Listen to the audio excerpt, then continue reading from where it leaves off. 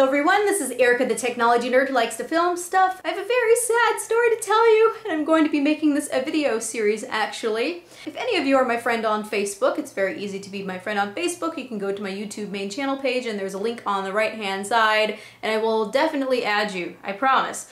And you can ask me questions there, you can write on my wall, I will try to answer you as best as I can. But I had put a notice on both Facebook and Twitter that I made a big boo-boo. I killed Charlene. All of you are acquainted with Charlene, and Charlene is a Galaxy S3. I kind of bricked Charlene to a point that I cannot fix her. I had killed Charlene! What did I do? So this is the story of how Charlene died. So one sleepy night I wanted to root Charlene, and I had gone into Odin and I picked the wrong file. Don't ever pick the wrong file. I accidentally picked CF root for the N7000, which is the Galaxy Note original, instead of CF root for the Galaxy S3 because they were right on top of each other, you know? So I picked the wrong kernel and I flashed it and the stupid thing was actually successful. So I had no idea that I did anything wrong. It boots up, everything looks completely fine. Everything's working, I would have no idea that I had done the wrong thing. Then I realized that there was no super user on the phone, and I was like, oh, did it actually root the phone or not? So I go and I try to boot into recovery. This is when it gets lovely. When I booted into recovery, it freaked out! Completely freaked out. There was banding and lines across the screen. Then the Galaxy S3 black boot screen that shows up every time you boot it showed up and it phased across the screen a couple times. Then it died.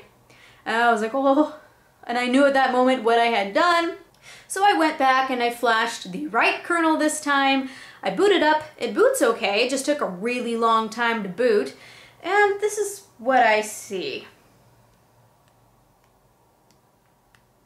Touchscreen doesn't work at all. Capacitive buttons work.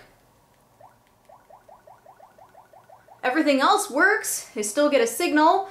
I am able to flash ROMs just fine.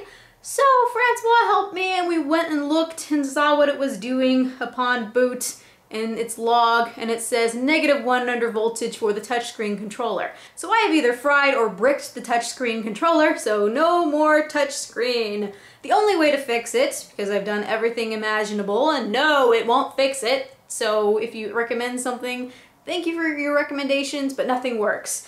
So the only way to fix it is actually to replace the whole screen assembly, and that'll be just fine. So we're gonna have some fun actually. After having a little bit of a funeral today, we're going to disassemble Charlene and we're gonna see some of her innards, and then in another video we're going to see what Gorilla Glass is made of.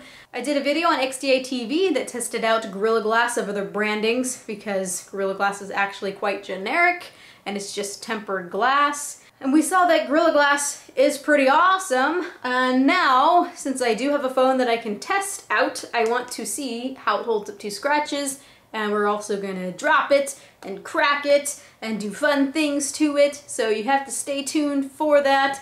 But let's go and give a nice funeral to Charlene. So my brother Zach and I are outside right now. We're gonna give Charlene a proper burial. Say hi, Zach. That's Charlene. Yeah, we had a good time, her and I. Gotta say some words.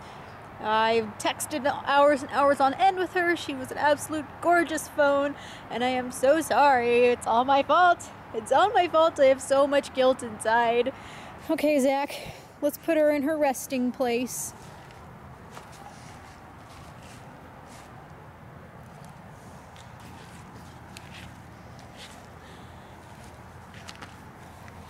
Yep.